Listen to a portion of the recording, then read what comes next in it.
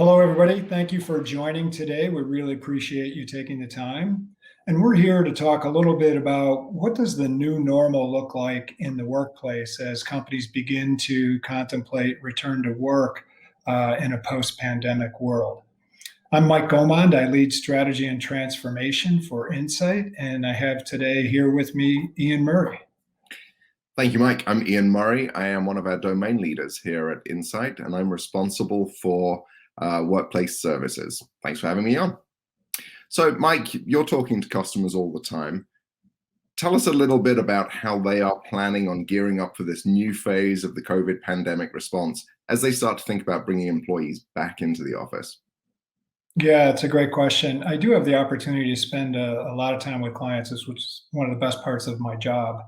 And so I always ask them, what's their plan for, what does the new normal look like and when does that start for them? And most of the companies I'm talking to are planning to start a return sometime this summer. Typically, they're going to phase it in over a period of time. But what's interesting is almost none of them expect it to go back to the old normal, if you will, meaning most people are in the office most of the time.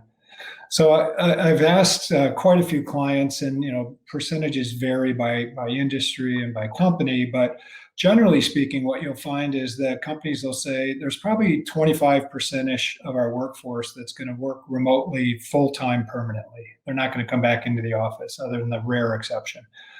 There's another 25% that's going to return full time to the on-site. So think of a barista at a Starbucks or a manufacturing person or a frontline healthcare worker. You really can't do that work remotely.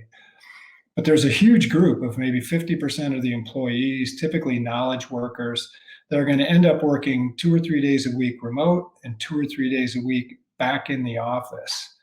And they'll do things that require a lot of collaboration and maybe innovation and creativity together in the office and do individual contributor work at home. So what's interesting, Ian, as I think about it, is the way a company would support and enable their end users from a technology perspective looks very different when half your workforce is remote on any given day and half of it's on location. So maybe a few things we could talk about. If you think about imaging, something simple like imaging a new device or re-imaging a device for an employee. In the old world, there was a lockdown gold image, and the device had to be securely connected to the corporate network in order for you to put the image on there. And that worked pretty well when everybody was in the office. So what does that look like in this new hybrid workplace? Yeah, thanks, Mike. I think that there are several elements to really supporting that hybrid workforce, meeting them wherever they're working with this new work from anywhere approach that people are really embracing. I think imaging of the devices is a real opportunity that many organizations have been slow rolling and are now finding a new impetus to really drive out this modern management approach, this modern endpoint way of using, whether it's Autopilot and Intune, maybe it's VMware, maybe it's Citrix. Apple, of course, uses Jamf, right? There are modern over-the-air imaging techniques that have been available now for a few years for these different device types, but many organizations are stuck using SCCM because of the amount of work that it will take to flip them over into one of these modern techniques. We're working with many customers right now, really looking at how can we help them get over the hump so that they can start to really embrace these modern management techniques. And many organizations are saving tens of thousands of dollars a month by actually making the migration over to the modern techniques. And that's just from the IT infrastructure cost. Then, of course, we have all of the benefits to the end user where they can receive constant patches, over-the-air updates, and IT support is simplified because if there is a problem with the computer, just pushing a fresh, clean image over the wire or over the wireless, let's say, right, keeping that user operational, functional, and of course the other benefit is by swaps. So rather than having to load the golden image onto the device and get it to the hands of the employee, having something that's staged, kitted, ready to roll for the employee, and then imaging it on the fly, giving the end user access to their OneDrive, their SharePoint, their cloud stored files, but with a constant, clean, evergreen image on that device. It will revolutionize this work from anywhere approach. And I think Insight is very well positioned to help customers achieve that goal. Well, that's really interesting, though, because if you think about it, for the company, you said it's going to reduce their cost to support an end user, which is important to every Right. CEO organization today. But importantly, you touched on this, what I'll call the employee experience. So we're truly going to start to deliver this consumer-like experience, similar to when you get a new iPhone and everything's done remotely. So that's pretty exciting. What about something, like traditional desk side supports, all right? So in the old world, everybody was in the office, and if the service desk couldn't address your issue, we had desk side support technicians who would, come to wherever you're sitting and address your problem. How do we do that when half your workforce might be at home? Yeah, that's right. It raises a very interesting dilemma for many IT teams, right? They don't want their IT teams going to employees' homes to provide that level of support. That's a whole area of risk that nobody's willing to touch, nor should they, frankly. So you raise an interesting point, right? You talked about the fact people might be in the office a couple of days a week, maybe certain tranches of those employees will work from home permanently and won't ever have a regular scheduled day back in the office. So that traditional desk side IT support model doesn't really work for many organizations. And I think what we saw when COVID started just over a year ago was there were best efforts being made to get employees mobilized out of the office and send them home to be productive.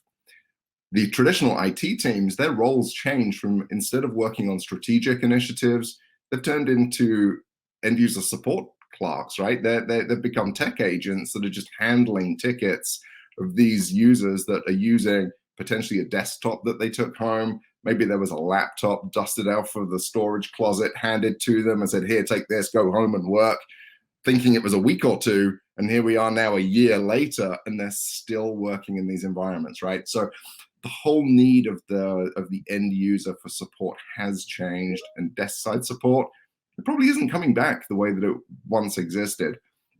So within my domain, within the workplace services domain, we've reconceptualized what that need is for that end user support. And we still have the traditional service desk, the level one service desk, which supports lots where we handle more than 2 million contacts every year through that desk, right? So in response, Insight has launched a Tech Hub offering which provides the employee direct access to a level 2 technician. So this can either be as an escalation from a level 1 service desk call, or potentially allowing the end user to book an appointment with that technician directly. And then we'll use conferencing tools, remote PC takeover tools, we'll run advanced diagnostics and determine the actual nature of the fault that the end user is seeing. If it's a hardware issue, we'll talk about how the employee might be able to take advantage of an advanced exchange program. But if it's just a reset, and especially if it's an in-tune or autopilot managed device, right? Maybe pushing a fresh image from the technician to the device, doing a complete reset, maybe that makes the problem go away, right? So not everybody will be remote though. I think as we roll out through 2021 into 2022 and beyond, there will be more and more employees returning to the office, at least on a part-time basis. So Tech Hub can be delivered in a live in-person environment as well. So that booking, that scheduling tool allows that end user to schedule their appointment, go and meet with a live technician, to be able to see them and have them run those same diagnostics again. And when coupled, Mike, with the advanced exchange program, where customers are buying inventory through Insight, or maybe we're managing inventory on behalf of the customer, we can then offer an advanced exchange program. So if we determine that there is an irreparable hardware fault on that PC, we can swap it out with a new one. The employee leaves productive and happy, and then we'll take care of either refurbishing or disposing of that broken computer. If it's repairable, obviously we'll do that, but if it isn't, we'll take it out of circulation and securely wipe all of the data that might be on it. So the net result is the end users get access to the level of support that makes them and keeps them productive and helps them feel like they're functioning as part of a larger organization versus a whole bunch of individual contributors that are now working isolated from a team without access to the support they need. That's pretty cool because it basically the whole support model has become hybrid, much like the workplace. So you've got, an on-site presence, a walk-up bar, for example, as you described. The tech hub could be delivered that way, where the employees that are on-site walk up and get their issues addressed that way, but also could be done fully remotely with a virtual video consultation and online access to the device, especially if it's modern managed. So really interesting. And then, hot swapping the device overnight if the employee is remote, or replacing it when they're in the office directly. So it's really kind of a fascinating new approach to dealing with this shift towards the hybrid workplace. So last thing maybe to touch on is security. So, again, in the old world, when most people were on site most of the time, the device was connected to a corporate network. The corporate network was really secure and locked down, and you could, very carefully manage what people were doing or not doing on those devices while they were on the corporate network.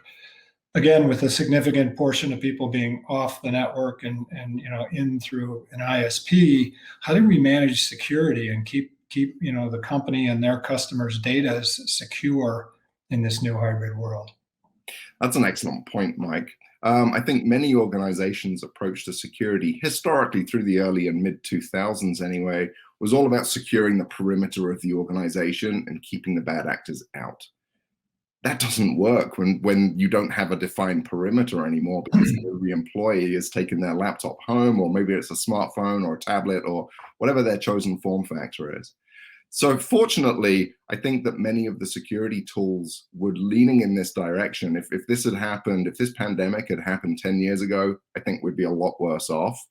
But I think that by taking a zero trust approach to the end user, using advanced analytics on the connections that the devices are making, using things like data loss prevention and securing the actual data on the network versus trying to secure the whole of the network and keep the bad actors out.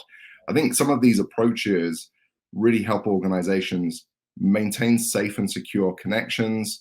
Many organizations, from what I hear, Mike, and you probably do too, is that you have to behave as though the bad actor is already on the network, because they probably are. Keeping them out isn't you can't pull up the drawbridge anymore and keep them out. So how do you protect the data? How do you protect the users? How do you keep the personal data and company secure data safe? Fortunately, there are modern tools available that help manage some of this automatically. And there are lots more technology approaches that we can help organizations evaluate and bring to bear that really help keep all of that information secure. So maybe just to wrap it up, what I'm hearing is that, to deal with this new hybrid workplace, we have a couple of key elements to this, right? One is adopting modern management techniques that allow you to do this zero touch provisioning and remote management. It's employing remotely delivered support models like the Tech Hub that allow you to deal with this hybrid workplace. It's adopting this zero trust model. And with those kinds of shifts, a company can really support this truly hybrid on-site, off-site, sometimes I'm on-site, sometimes I'm off-site workplace of the future. So thank you, everybody, for joining. We truly appreciate you taking the time today, and wish you success on your journey to the hybrid workplace.